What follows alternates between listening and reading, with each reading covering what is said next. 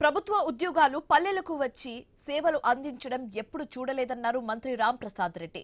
అన్నమయ్య జిల్లా నడిగడ్డపల్లిలో నిర్వహించిన ఉచిత పశు వైద్య శిబిరంలో పాల్గొన్నారు. కూటమి ప్రభుత్వంలో ప్రతి ఉద్యోగి బాధ్యత చిత్తశుద్ధితో పనిచేస్తున్నారని తెలిపారు.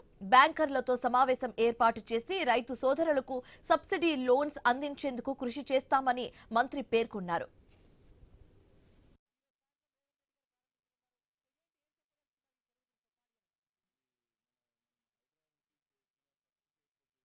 ప్రభుత్వం అలాగే కేంద్ర ప్రభుత్వం రైతుల కోసం ఎన్నో కార్యక్రమాలు ఏర్పాటు చేస్తూ ఉంది. దాంట్లో ముఖ్యంగా ప్రభుత్వాలు ఎన్ని కార్యక్రమాలు ఏర్పాటు చేసినా గ్రామ స్థాయిలో మనం వినియోగించుకునే దాని మీద ఆధారపడి ఉంటుంది. కాబట్టి ఎప్పటికప్పుడు ఎవరైతే అధికారులతో మమేకమై మందులు ఇస్తా ఉన్నారు, గవర్నమెంట్ ఇచ్చే మందులకు ప్రైవేట్ డాక్టర్లు ఇచ్చే మందులకు ఏం తేడా, ఇవన్నీ కనుక్కున్నప్పుడే ఖచ్చితంగా ఏ రంగంలో అయినా అభివృద్ధి ఉంటుంది.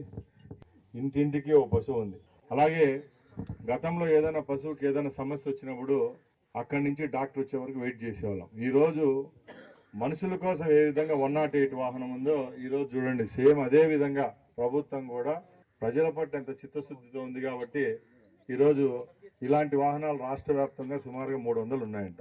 అంటే ఇవన్నీ ప్రభుత్వాలు పెడతా ఉండేటివి, ఇవన్నీ మనం సద్వినియోగం చేసుకోవాలి. రాష్ట్ర ప్రభుత్వం అలాగే కేంద్ర ప్రభుత్వం